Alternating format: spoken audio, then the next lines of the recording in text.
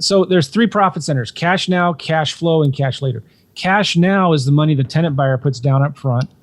Cash flow is the difference between what I'm paying the seller and what I'm collecting in rent from the tenant buyer, usually $300 a month.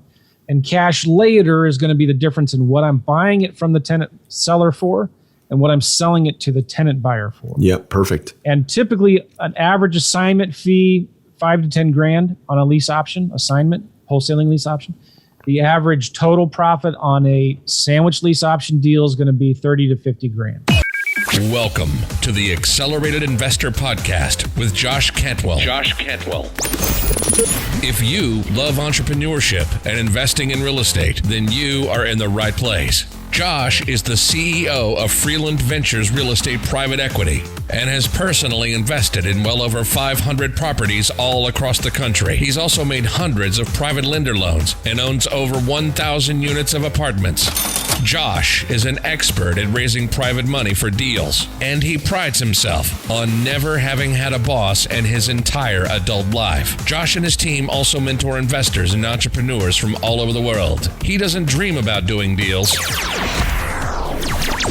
He actually does them, and so do his listeners and students. Now sit back, listen, learn, and accelerate your business, your life, and your investing with the Accelerated Investor Podcast. So, hey, welcome back to Accelerated Investor. I'm so excited to be with you and have a good time chatting with my good friend Joe McCall today. Joe is an expert at a very particular strategy that is going to be a fantastic way for you to make money in the middle, during, and after the coronavirus. The strategy is called Wholesaling Lease Options. And my guest today is Joe McCall, the author of Wholesaling Lease Options and my good friend, known Joe for a long time. Joe, what's going on, man? Thanks for hopping on Accelerated Investor today. Josh, thanks for having me here, man. I really appreciate it. I've admired and respected your business for a long, long time. You're one of the leaders in the industry, and it's an honor to be here. Awesome, Joe. Appreciate you saying that, man. Yeah, I've known Joe probably 8 to 10 years. We've been in affiliate events together, real estate masterminds together. And I wanted to bring Joe on in particular today because we know that, if you look back just a few months ago before COVID, we were expecting that there was going to be a recession sometime in the next maybe 6 to 12 to 18 months. We had just been on such a long expansion. We knew a recession was coming. And I kept thinking back to 2008, 9, and 10 when we were in the middle of the last major recession, and short sales was a great strategy to invest in, and lease options. And lease options because people can both acquire properties and sell properties using a rent-to-own or lease with option strategy. And now, of course, we've seen, Joe, we've seen these 35 million unemployment claims. And when you have all these unemployment claims, all of a sudden, those people are not really going to be eligible to acquire a bank loan because they have a disruption in their employment. And so they're still going to want to buy properties, but they're going to have to use a more creative strategy to do it. So you've written this brand new book. It's just out. I'm going to encourage all of my audience to purchase it. We'll do a call to action for that and put it in the show notes. But Joe, tell us just about what is a lease option? What is wholesaling lease options? Let's talk about the high level strategy first. It's one of my favorite strategies. It's what I used to quit my job in 2009. I'd done a lot of wholesaling, short sales. I tried short sales. Never could figure that out. I had a lot of friends that were making a lot of money with it, but man, I struggled with it. I tried rehabbing. I lost money on all my rehabs. I felt like rehabbing was adult daycare, managing adult daycare sometimes. But there's guys that can do it successfully like you have. And so I just admire guys like you that can do it so well. So I did wholesaling, started doing some deals with wholesaling, and started making good money. But I felt like there was a point where I was just spending so much money on marketing, getting so many leads that I was throwing away. And I thought, there's got to be something I could do with these leads that I'm throwing away. They didn't have much equity, or if they did, they weren't willing to give any of it to me. Mm-hmm. And so I was just throwing these leads away. And I thought, what if I did a lease option on those, right? And instead of wholesaling it a deal to a cash buyer investor, what if I just wholesale the deal to a tenant buyer? And so I started flipping lease options. So what a lease option is you lease a property for a period of time with the option to buy it in the future. And it could be a couple years, 5 years, 10 years. And so you lease a property. So I would enter into an agreement with a seller who maybe didn't have much equity, maybe wasn't super motivated, so motivated that they're going to drop their price to 60, 70 cents on the dollar. So I would enter into a lease option agreement with the seller for where I would lease their property for 1 or 2 years. And I'm the tenant buyer.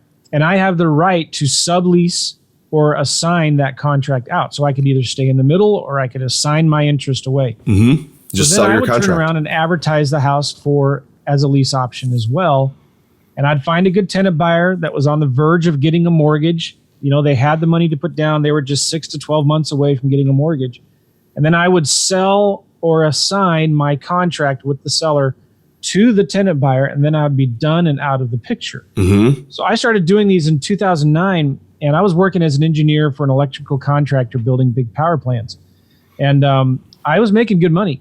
But in 2009, nobody was leaving or quitting their jobs, right? People were worried about losing their jobs. I quit my job in 2009 because I started making more money doing those deals part-time than I was making in my full-time job.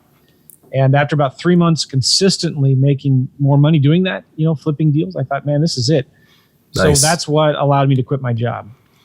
Yeah. And so we did a bunch of this too in 2008, 9, 10 and coming out and even into, you know, all the way up until about 2014, 15. And what I used to think was we're working with sellers who can't sell. Yeah. Because they don't have a lot of equity. Maybe they can't afford the realtor commission, or the house has got some deferred maintenance and they need to get more out of it that's actually kind of worth that a retail buyer is going to pay. So we're going to work with sellers who can't sell and buyers who can't buy because those buyers can't get a mortgage. And we're going to see more of that coming out of this COVID-19 where these buyers can't buy, but they're used to living in a home. They want a home. And so you're really matching those two people up. And if there's enough equity, you can stay in the middle of it. So talk about just, Joe, the difference between wholesaling a lease option, which a lot of, I think our audience will understand, but describe it, versus a sandwich lease option when you stay in the middle of it. And when do you determine when to do which strategy? Like in your book, I'm sure you cover that, but tell us a little bit more in this interview, like how do you determine which strategy to actually execute? Yeah, it's kind of simple, right? So if there's equity and cash flow, I want to stay in the middle. And for me, my minimum criteria, depending on the market, you know, if it's in California, the numbers are different than if it's in Ohio or Missouri. Are you still in Ohio? I am. Yeah, you bet. Good memory. I have a lot of friends who live up there, over there. Up and over. That's us. So anyway, if it has equity and cash flow, then I want to stay in the middle. And typically what I'd like to see is 10 to 15% in equity and 20 to 25% of the rent for cash flow. So just round numbers. And by the way, I only do this with kind of median priced homes. I don't like doing lease options on lower end rentals, right? I'd rather do owner financing maybe on the lower end rental properties for the simple reason that tenant buyers are more likely to buy the house if it's a nicer home that they want to live in with good school districts, right? So anyway, I like that sweet spot. In Ohio and Missouri, it's going to be maybe $100,000 to $250,000, maybe $100,000 to $300,000. That price range is going to be right where kind of I want to be. But if it has about 15% equity, so round numbers, let's say $200,000. I'm going to open up my calculator here. If it's $200,000, I want to be at 200 times 0.85. I'll give the seller a contract for 170. That gives me about 15% equity. If you're making a cash offer on a $200,000 house, you're going to be probably more down to like 150 maybe. Yeah, even less potentially. Yeah. So yeah, I want to be at like maybe 175, right? And if it rents for, let's say $1,800 a month, 1,800 times 0.75, I'll pay the seller about $1,350 a month in rent. So I get about $350 in cash flow. So I want to get about 30 grand in back end equity, $300 a month in cash flow. And so in a wholesaling lease option, you have one profit center, and that's the assignment fee. In a sandwich lease option, you have three profit centers: cash now, cash flow, and cash later. By the way, I don't know if you remember Richard Roop. I do. Does that name ring a bell? I was just talking to him a couple days ago, and I'm going to be interviewing him soon on my podcast. But nice. He's one of the guys I learned that from way back in the old days. The ultimate strategy. Yes. He called it. I remember. It's right back there. Yeah. Anyway, So there's three profit centers: cash now, cash flow, and cash later. Cash now is the money the tenant buyer puts down up front. Cash flow is the difference between what I'm paying the seller and what I'm collecting in rent from the tenant buyer, usually $300 a month. And cash later is going to be the difference in what I'm buying it from the tenant seller for and what I'm selling it to the tenant buyer for. Yep, perfect. And typically an average assignment fee, $5 to $10,000 on a lease option assignment, wholesaling lease option. The average total profit on a sandwich lease option deal is going to be 30 to 50 grand. Yeah. Conservative. What's great about that too, Joe, is what I found and what I continue to find with our marketing is there's a lot of people that call that say, yeah, I want to sell. The house is worth 175 and I owe 168. And you're like, well, I can't buy that at a discount. The guy's not going to bring $30,000 to the closing table, so I can buy it at a discount. And going all the way back to 2004, when we really got started with our real estate business, we're like, oh, we're going to market to all these motivated sellers and everyone's going to want to sell us their house. And, 9 out of 10 people are like, yeah, I want to sell, but they didn't have enough equity to make that low cash offer to really truly do a true wholesale deal or a rehab. And a lot of properties also didn't need that much work. Yeah. And so what we found, we really kind of threw all those leads away in 2004 all the way up to like 2008, 9. Then when the first Great Recession hit, it was like, okay, now we've got to capitalize on these. And we started doing this exact strategy and it worked great.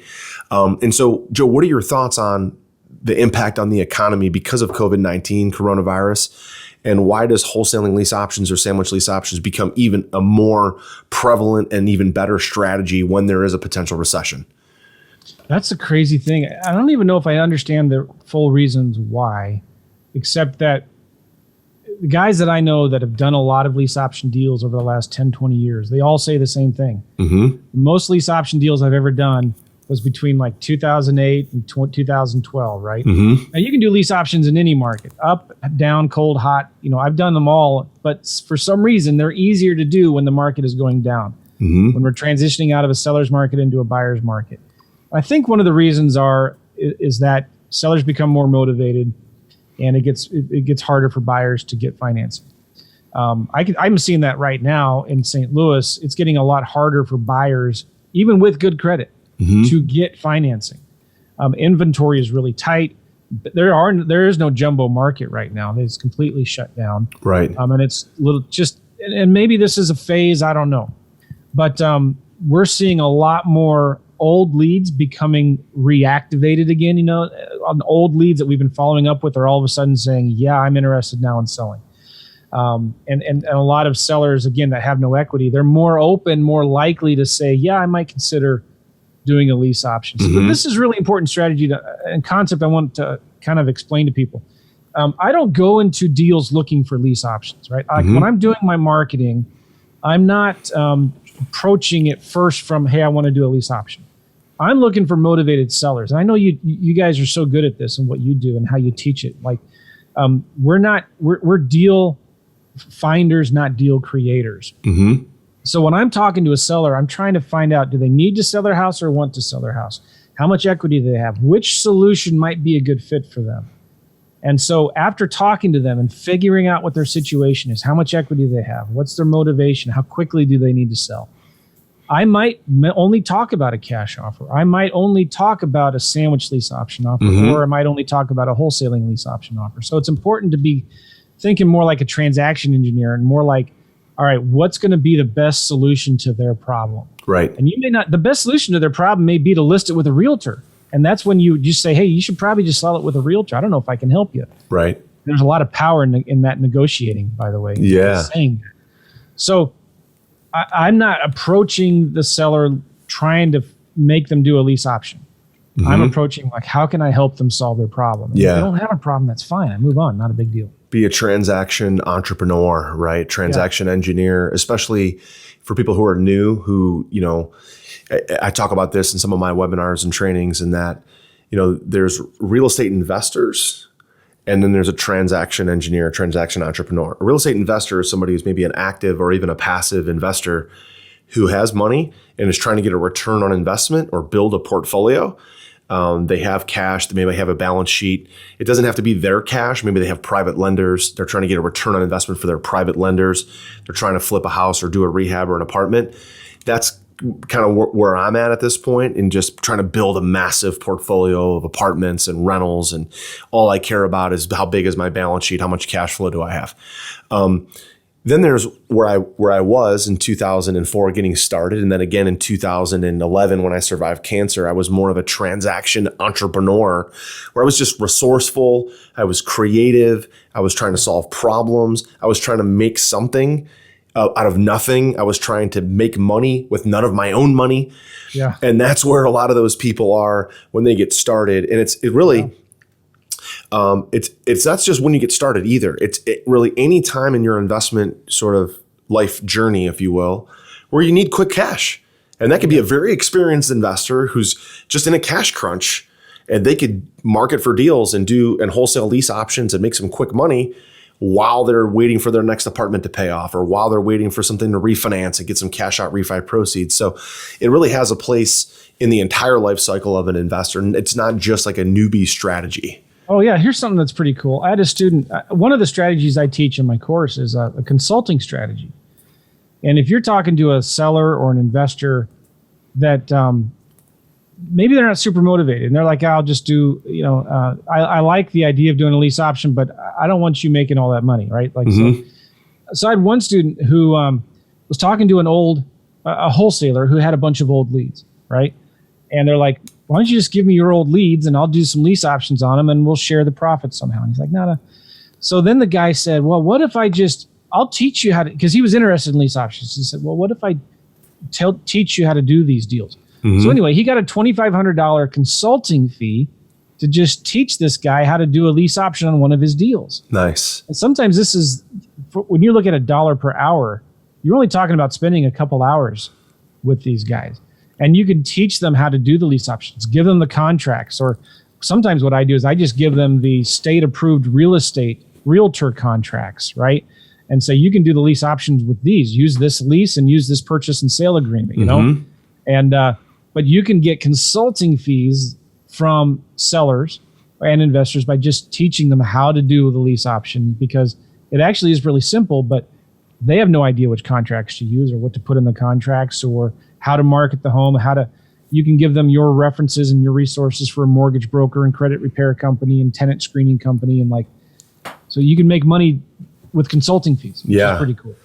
Are you ready to automate and explode your real estate investing? We're searching for extremely motivated individuals who are sick and tired of wasting time and want to finally see real results from their real estate investing business. We're searching for investors looking to get to the next level and become a bigger, better version of themselves while being a more successful real estate investing entrepreneur. Apply for mentoring and coaching at joshcantwellcoaching.com/podcast. That's joshcantwellcoaching.com/podcast. Now, Joe, I know in your book, again, check it out, Wholesaling Lease Options. We'll put the link in the right show here. notes. Yeah, there you go. No, Josh, I worked so hard to write this book, man. I spent like months. It was ridiculous. And I got it back from the printer, and it was only like 1/4 of an inch thick. I was so disappointed. It doesn't look big enough. No. But it's all about impact, right? It's all killer, no filler, right? And it's all like good content. There's not a lot of white space, not a lot of images. Yeah. And I just spell out really simply and clearly how to do these deals.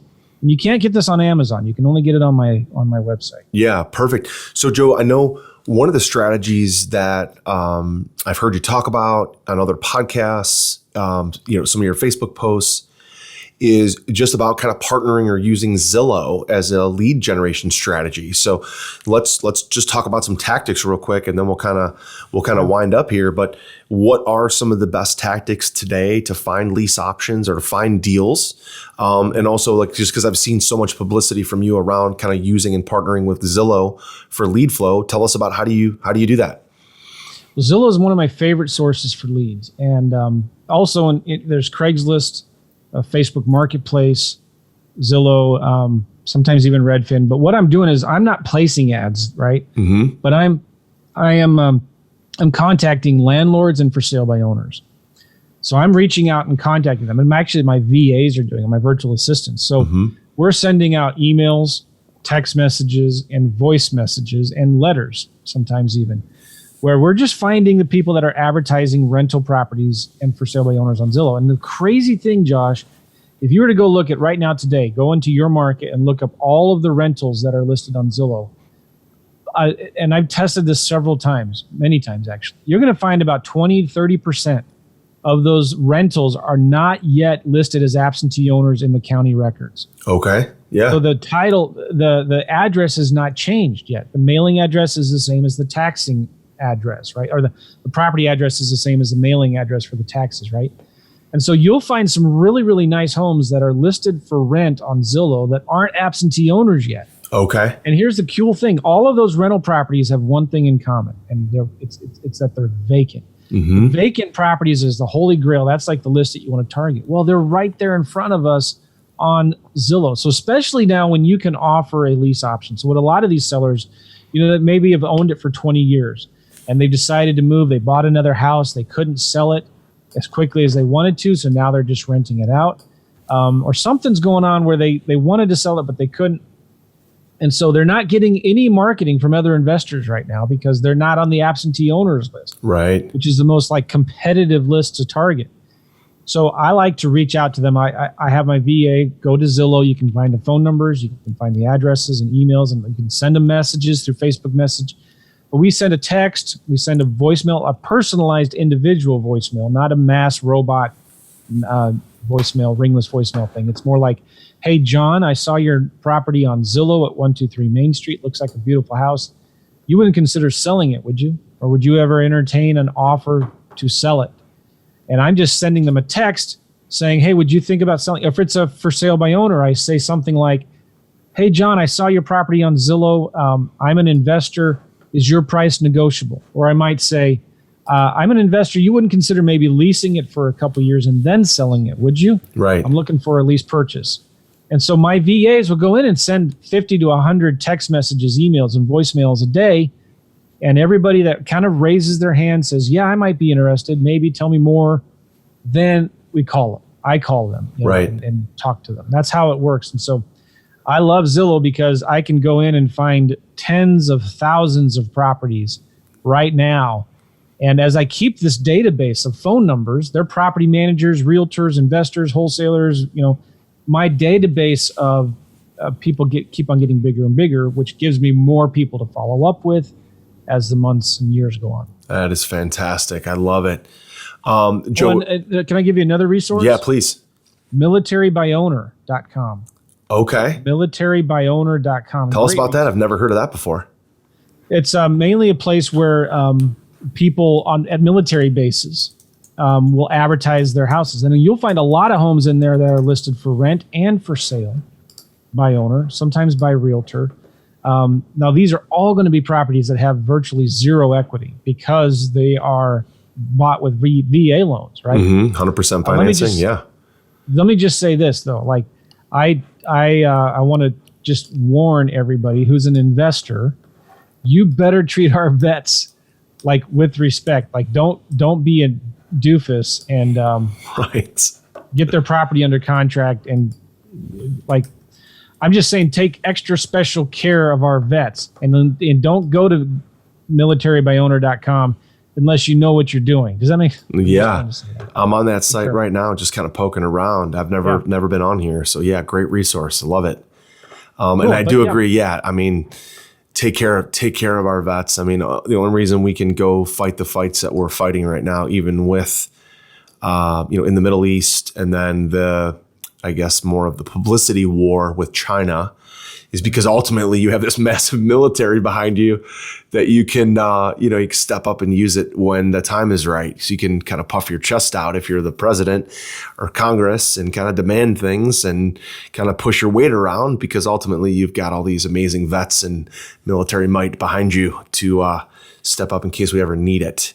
And I don't want that vet out there in the battlefield or at work and to be worried about their property and whether this investor is screwing them over or taking care back of them. home. You know what I mean? Like, yeah, not cool. Joe, how about like top strategy today for finding buyers, or top strategy you think that's going to be working in the next maybe 2 to 18 months as some of these, distressed properties are on the market and people can't get loans because of the COVID-19?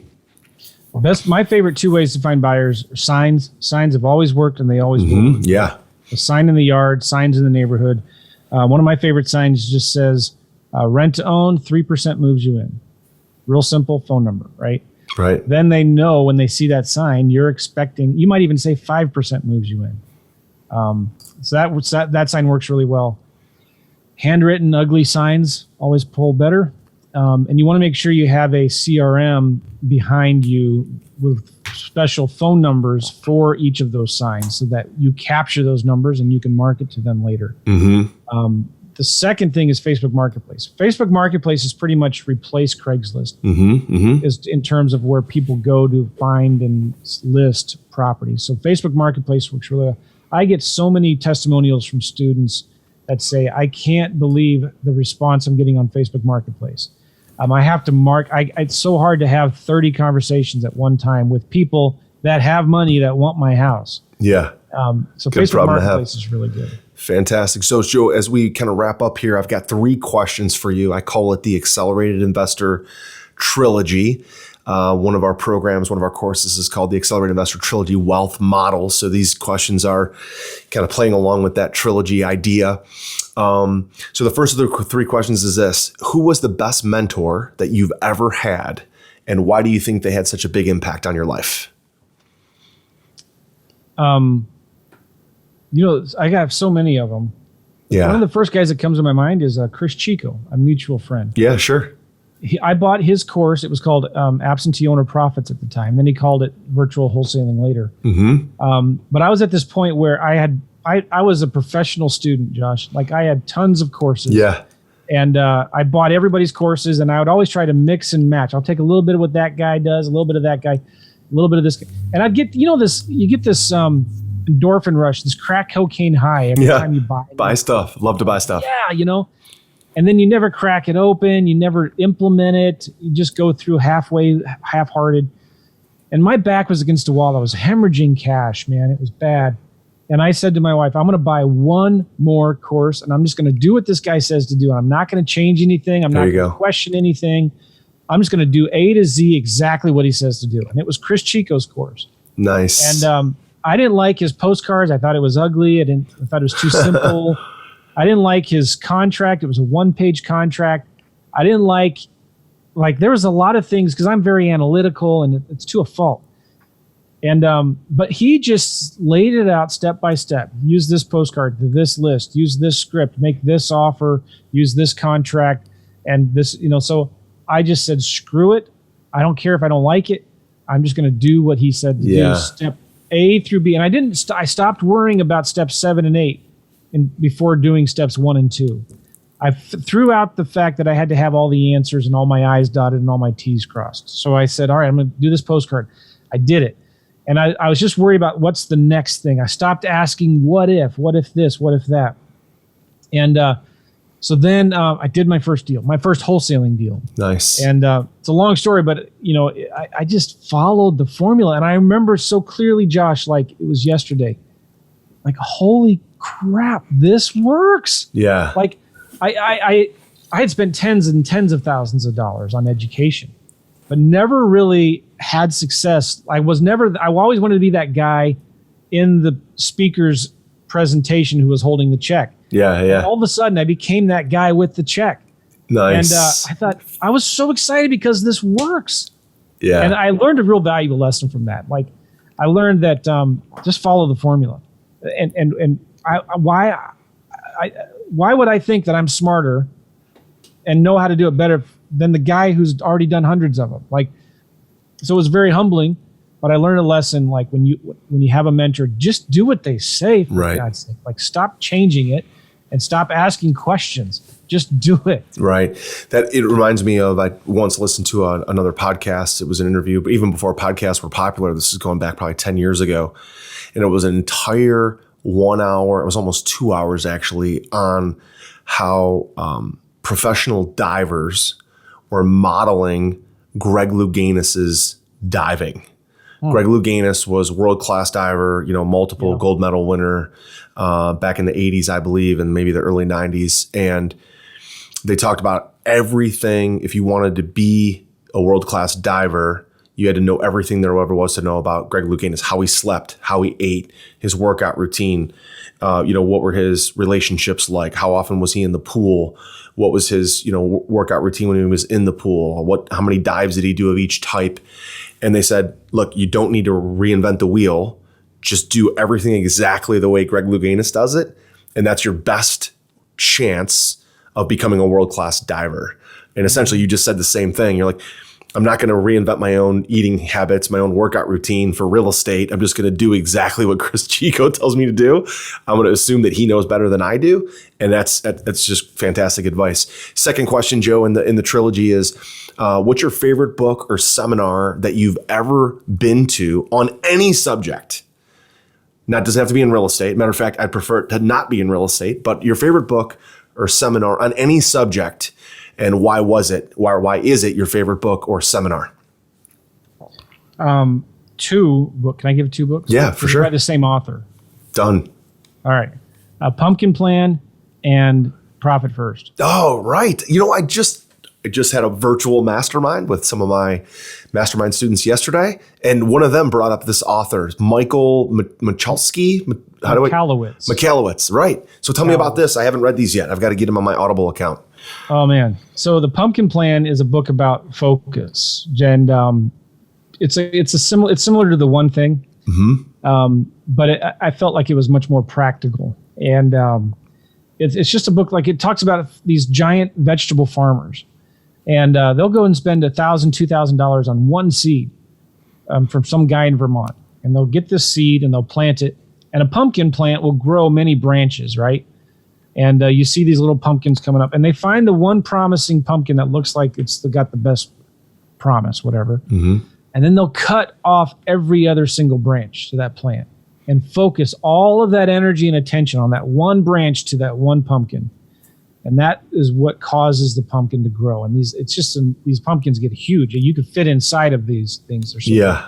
Wow. And he relates that to business, finding your sweet spot, focusing in on that and forgetting everything else. And I've had to do that so many times in my business. And every time I've done that, when I cut off the things that are maybe making money, but are more of a distraction, it's the whole 80-20 principle, right? Mm-hmm. Focusing your energies on that one thing. I've always been, my business has grown, been more profitable. And I could give you story after story, an example of that. But Pumpkin Plan was really, really good for me. Yeah. The second thing, Profit First, it's so important. This book will guarantee that every business that follows it will be profitable. And it's simple. Most of us think of revenue minus expenses equals profit. This reverses that. It says, all right, your revenue minus your profit equals expenses. So you get your revenue coming in. The first thing you do is you set aside like 4 different buckets. First bucket goes to your profit. Mm-hmm. Second bucket goes to Uncle Sam, mm-hmm. right? You got to pay Uncle Sam. And most entrepreneurs, and I'm not going to ask you, Josh, because I don't want you to put you on the spot, but sure. I'll bet you a glass of iced tea. When you were first getting started in business, you might have gotten into a little trouble with the tax man. Yeah, tax bill popped up that you're like, whoa. Yes, you get this unexpected tax bill. Happens to everybody. Is double, triple what you thought it would have been, and you scramble to get the money to pay it. Well, we've all been there, right? But how do you avoid that? Well, you just take 10, 15% of every dollar that comes in and goes into the tax account, right? $10, $15 goes into the profit account. And then you pay yourself first. And then whatever's left over, mm-hmm. maybe 35, 45, 55% of your money goes to overhead and expenses. And so many entrepreneurs and small business owners get that backwards. They pay themselves last. They pay the profit last. They pay the tax man last. That is a recipe for disaster. Yeah, but Michael Michalowicz just does a real good job of kind of explaining that. And 2 phenomenal books. They will change your business. Nice. My newest and most powerful real estate investing book, The Flip System, is now available And for a limited time, you can grab your free copy at getflipsystem.com/podcast. Using the same proven principles, secrets, and investing strategies I'm sharing in this book, I've been able to personally close over 750 highly profitable real estate deals over the last 15 years, make over 400 private lender loans, raise over $30 million of private money, and acquire over 2,000 units of apartments. Get my newest book now for free for a limited time at getflipsystem.com/podcast. That's getflipsystem.com/podcast. Last question is, what's the one tip on personal self-development? The one personal habit or hack or thing that you do with your calendar, your schedule, your own personal habits to kind of be your best self? Yeah, that's good. A couple things I thought of. The first thing is I read a little bit of the Bible every morning and I just pray. Yeah. It's super important to me, but it also kind of just gives me a better perspective on what's going on around me. Like, it's stressful out there, right? Especially being an entrepreneur, small business owner. Like, you have so many more things to worry about. And when you could just set aside some time to stop, meditate, pray, and think. And I'm reading a really good book. I just picked it up, The Road Less Stupid. Okay. And it's about strategic thinking, right? From an entrepreneur, business owner. But just taking this time to just kind of meditate and think has been really, really good for me. And the other thing is I just picked up about 3 weeks ago, I got a membership at a golf course club, and I'm starting to play more golf. And that has been really good. You know, the crazy thing, Josh, is like when I play, and I'm playing like 3 or 4 days a week now, because I need to get in better shape. I'm walking. I'm not doing the cart. But it's forcing me, because I have less time now in the day to work, it's forcing me to be super hyper efficient. Because I'm thinking while I'm playing, like, okay, what do I need to do when I get back? Because I only got 3 days, 4 hours left in the workday, right? And so when I get back or before I leave, I'm like getting the most important things done because I don't have as much time. But I'm more productive than I have been in a really long time. I'm giving more away to my team. Like, okay, I need you to take care of this, and I don't need to be on that conference call. I'm busy right now playing golf.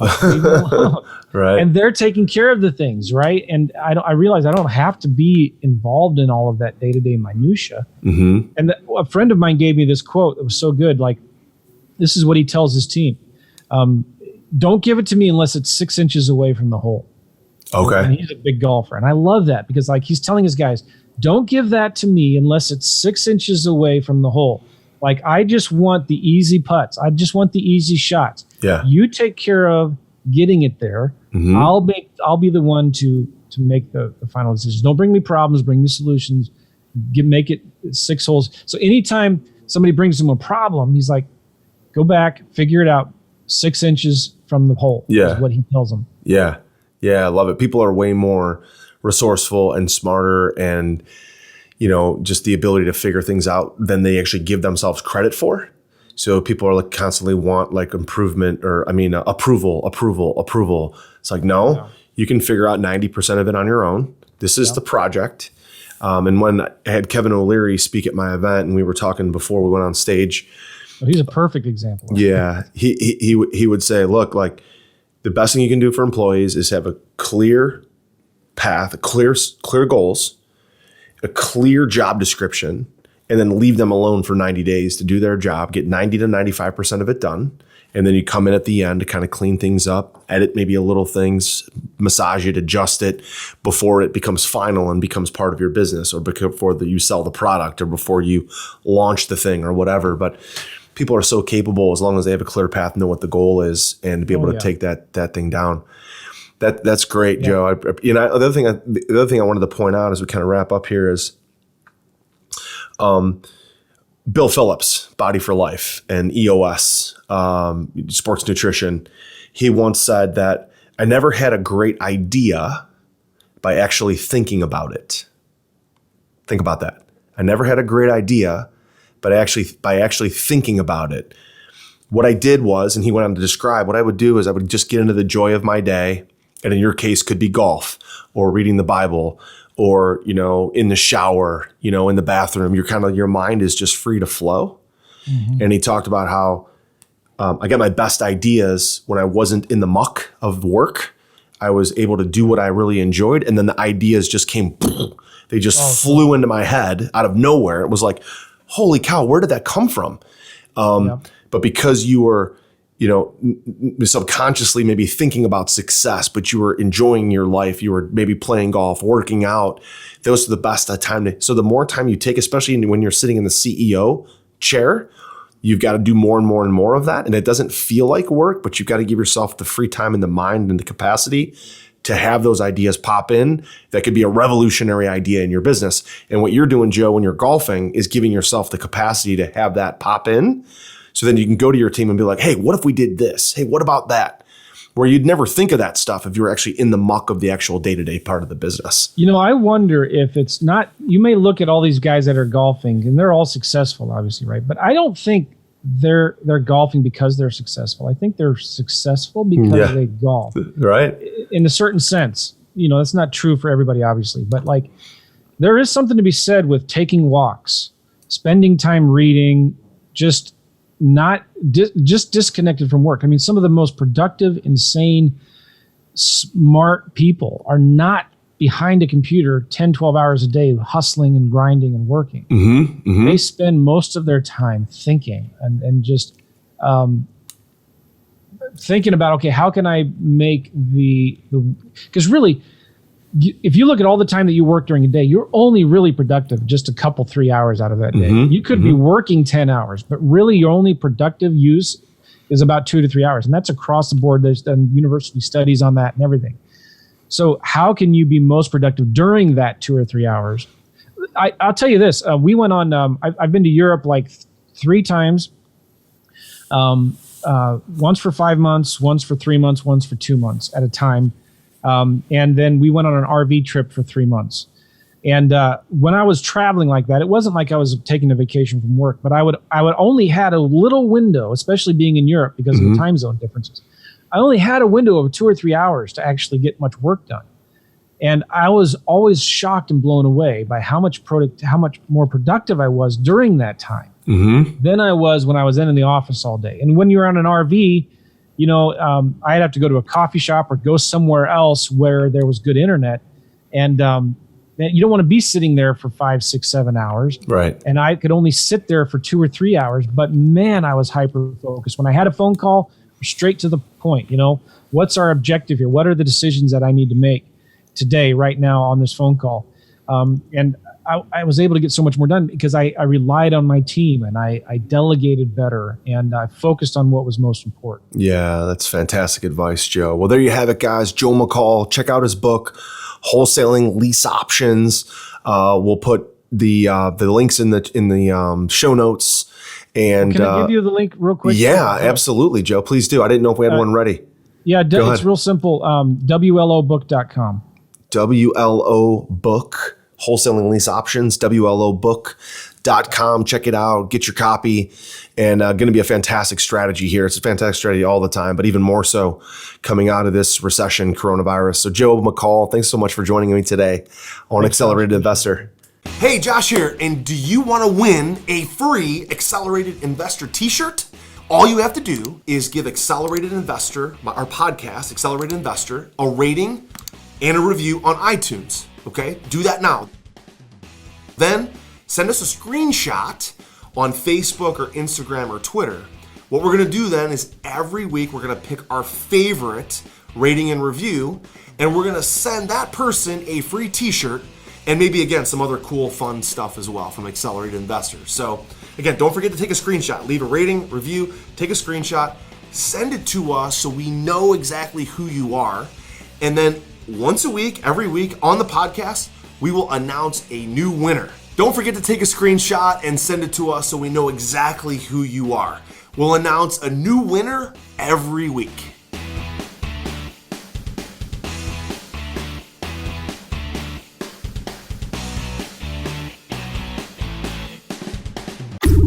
You've been listening to Josh Cantwell and the Accelerated Investor Podcast. Leave a comment on our iTunes channel and let us know what you want to learn next or who you'd like Josh to interview. While you're there, give us a 5-star rating and make sure to subscribe so you can be the first to hear new episodes. Follow Josh Cantwell and his companies, Strategic Real Estate Coach and Freeland Ventures, on all social media platforms now, and stay up to date on new training and investment opportunities. To start your journey toward the lifestyle you've always dreamed of, apply for coaching at joshcantwellcoaching.com.